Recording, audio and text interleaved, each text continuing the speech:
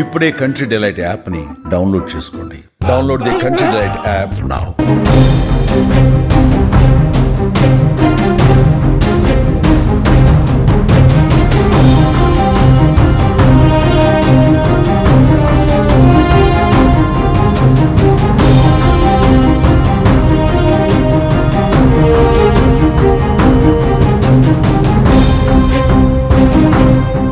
చిన్న పిల్లలకు అందవలసిన కోడిగుడ్లు మందుబాబులకు మంచిగా మారిన ఘటన కరీంనగర్ జిల్లాలోని హుజురాబాద్లోనైతే చోటు చేసుకుంది.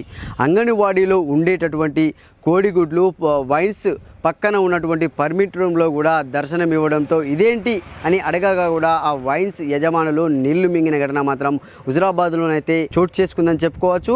ఈ పిల్లలకు ప్రభుత్వం ప్రతిష్టాత్మకంగా తీసుకొని కూడా పిల్లల ఎదుగుదలకు కృషి చేయాలంటూ పౌష్టికాహారాన్ని అందజేస్తూ ఉంటుంది. కానీ ఆ పౌష్టికాహారం అనేది కూడా పక్కదారి పడుతుంది అనేది మాత్రం ఈ ఘటన సూచిస్తుందని చెప్పుకోవచ్చు.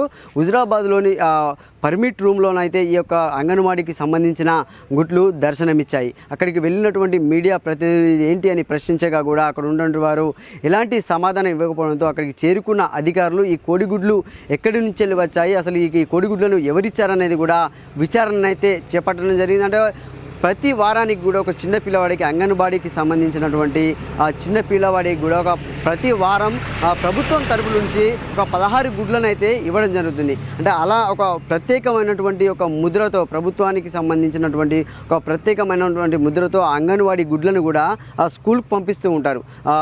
16 గుడ్లు ఒక పిల్లవాడికి ఇస్తుంటారు. అంటే దాదాపు ఒక్కొక్క స్కూల్లో కొంతమంది ఎంతమంది అయితే ఉంటారో వారికి ప్రత్యేకంగా కూడా ఆ గుడ్లను పౌష్టికాహారాన్ని పంపిస్తూ కూడా పిల్లల ఎదుగుదలకు ఆ యొక్క పౌష్టికాహారం కృషి చేస్తుందని ఒక భావనతో కూడా ప్రభుత్వం అనేది పంపిస్తూ ఉంటుంది. కానీ ఇక్కడ మాత్రం చాలా దారుణం అని చెప్పుకోవచ్చు. అంటే అంగన్వాడీలో ఉన్నటువంటి కోడిగుడ్లు పర్మిట్ రూమ్లో మందుబాబులకు మాత్రం మంచిగా మారడం అనేది కూడా ఒక సంచలనంగా మారిందని చెప్పుకోవచ్చు. అంటే ఈ ఘటన ఇంకా ఎన్ని రోజుల నుంచి జరుగుతుంది, అసలు ఎప్పటి నుంచి అంగన్వాడీ గుడ్లను ఈ వైన్స్ పర్మిట్ రూమ్లో వాడుతున్నారనేది మాత్రం ఇంకా తెలియాల్సి ఉంది. అధికారులు అయితే ఆ విచారణ అయితే చేపట్టడం జరిగిందని వెక్కించలు వచ్చాయి. ఇది ఎవరి వాళ్ళకి పర్మిట్ రూమ్కు సంబంధించిన వారికి ఎవరు తెచ్చిచ్చారనేది మాత్రం అధికారులు అయితే విచారణ అయితే చేపట్టడం జరిగింది. నేను సిడిపో, నా పేరు సుగుణ అండి, హుజురాబాద్ ప్రాజెక్టు ఆధారంగా మేము రేణుకా ఎల్లమ్మ వైన్ షాప్లో ఎంక్వైరీ చేయడం జరిగింది.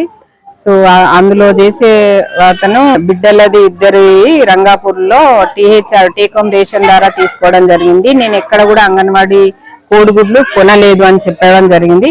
అక్కడ తెలుసుకున్న తర్వాత నేను రంగాపూర్ వెళ్ళడం జరిగింది. రంగాపూర్లో బుక్ బ్యాలెన్స్ ప్రకారం ఫిజికల్ బ్యాలెన్స్ కరెక్ట్ గా ఉంది.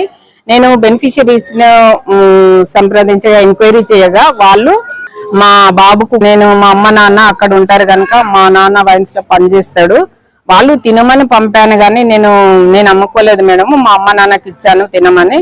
సో ఈ వినాయక చవితి శ్రావణం సందర్భంగా మేము అక్క చెల్లెలము ఇచ్చినామని వాళ్ళు నాకు రాతపూర్వకంగా రాసి ఇవ్వడం జరిగింది. తను కూడా అందులో పనిచేసే అతను కూడా వాళ్ళ డాడీ కూడా నేను నిన్న 2 ట్రేలు తీసుకున్నాడంట, అక్కడ కూడా 2 ట్రేలు తీసుకున్నాడు. మన పైన ట్రే ఒకటి 10-15 ఎగ్స్ సెపరేట్ ఉన్నాయి.